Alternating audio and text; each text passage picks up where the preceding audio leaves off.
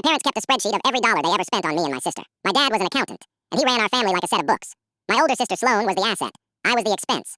Sloane came 4 years before me, and by the time I showed up, the verdict was already in. She was the pretty one, the easy one, the one who photographed well. I was the one who asked too many questions. That was the whole crime. I asked too many questions. Growing up, the math was never subtle. Sloane got the big room with the bay window. I got the converted office next to the water heater. Sloane got a car for her 16th birthday, a white one with a bow, posted to my mom's Facebook with the caption, "Our Princess." For my 16th, I got a card. $20 and a note that said, "Don't spend it all at once." I didn't. I opened a savings account and started working weekends at a garden center at 15. By the time I was 19, I'd paid for my own community college, my own car, my own everything. There was a college fund. It just had Sloane's name on it. When I was 12, I saw the spreadsheet once. My dad had left his laptop open on the kitchen table. 2 tabs at the bottom, one for each of us. Sloane's tab was full of birthday parties and braces and dance recitals. Mine was full of things like school shoes, logged like a receipt he resented keeping. I never told anyone I saw it. But I never forgot the feeling of watching my own childhood get added up like a bill. It didn't stop when we grew up. When Sloane got engaged, my parents spent $80,000 on her wedding. A live band, a venue on the water, a dress flown in from somewhere I couldn't pronounce. I was a bridesmaid. I paid for my own dress. At the rehearsal dinner, my dad stood up and thanked the daughter who made this family proud. He was looking at Sloane when he said it. He was always looking at Sloane. 2 years later, I got engaged. My mom's first question wasn't congratulations. It was whether I could keep the wedding small, because money was tight.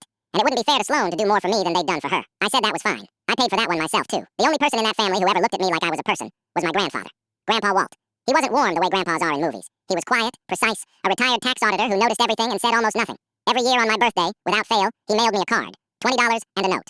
Same as that 16th birthday, except his notes were always the same 3 words. "I see you." I thought it was just a sweet old man's habit. I taped every card to the inside of my closet door and never thought harder about it than that. Grandpa Walt died in March. Heart, in his sleep, at 81. The whole family assumed the estate would flow the way everything always flowed. Downhill, toward Sloane. My mother had already told her hairdresser that Grandpa's house was basically Sloane's. At the reading of the will, my parents sat in the front row. Sloane wore black she'd clearly bought new. The lawyer read for 20 minutes. Small things, the car to my uncle, some money to the church. Then he got to the house, the accounts, the whole of what Grandpa Walt had quietly built over 60 years. And he read my name. Not Sloane's, mine. The room turned to look at me like I'd stolen something. My father stood up and said there had to be a mistake. The lawyer said there was no mistake, and slid a sealed envelope across the table with my name on it in Grandpa's precise little handwriting. Inside was a note and a flash drive. The note said, "Your father kept a spreadsheet. So did I. Open the drive." I opened it that night. One file. Rows and rows, dated, going back 22 years, starting the year I was born. But my grandfather's spreadsheet didn't count dollars spent. It counted the other ledger. Left off the family Christmas card again. They skipped her recital, 2nd year in a row. Sloane's tuition paid in full. Nothing set aside for the little one. Fixed that quietly.